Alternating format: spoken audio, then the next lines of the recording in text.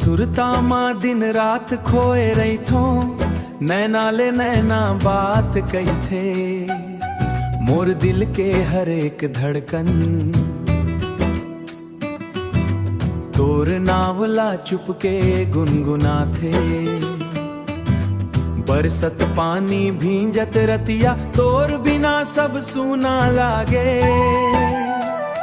तैया हंस देवे एक झन मुस्कान, मोर जिंदगी फुल कस जागे। अरे ओ मोर संगी, मोर माया के रानी, माया के रानी। तोर बिना अधूरा मोर कहानी, मोर कहानी। आजा रे संग माँ सपना सजाबो, सपना सजाबो।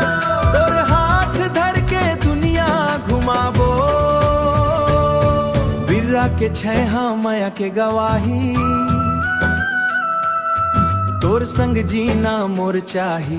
गाँव के गलियों माटी के खुशबू, गाँव के गलियों माटी के खुशबू। तोर संग सब बोलग थे सुहानी। चंदा तारा गव बन जाही, माया हमरे अमर कहाही।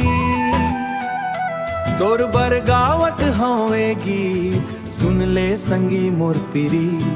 अरे वो मोर संगी, मोर माया के रानी, माया के रानी।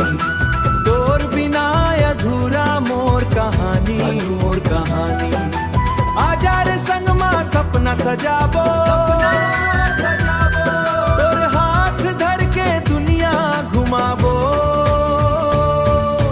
रात अंधियार होवे चाहे, तोर संग उजियार लगे। दुनिया कुछ घलो कही देवे, मोर मन तोरे मन बसे।